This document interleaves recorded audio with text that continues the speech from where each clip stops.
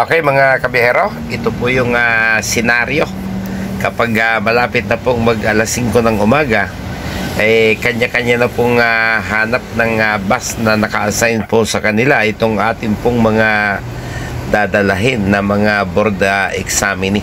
So bit-bit na rin po nila ang kanilang mga pagkain.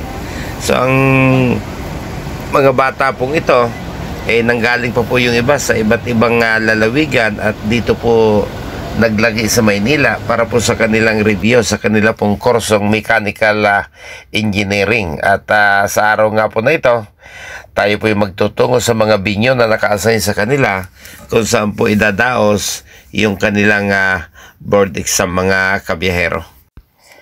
Oy, bakit punong-puno po tayo? May mga bus pong naka-assign po sa bawat isa. Pakihanap lang po. Okay, alis na po tayo.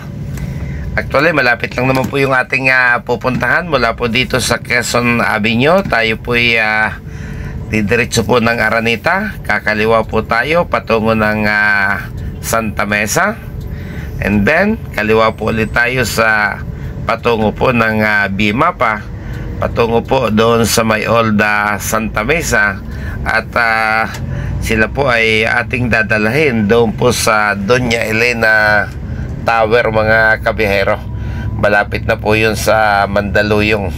So napakalapit po ng distansya.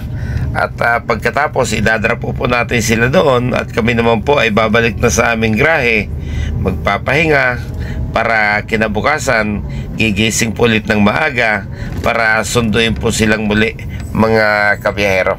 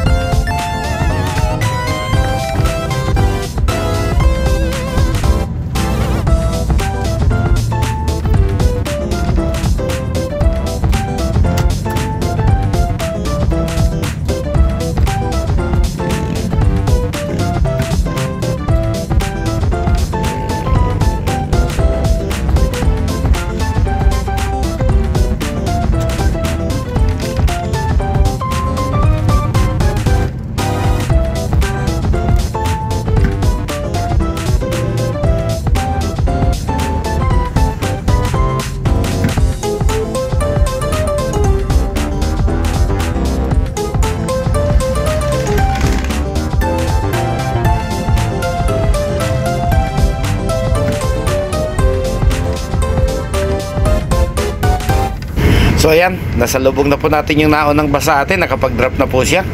Ito pong building na ito po sa ating kanan.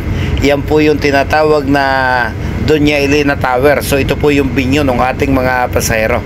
Iba't ibang lugar po kasi yung pagdadausan ng board exam nitong ating mga customer, mga kabiyahero.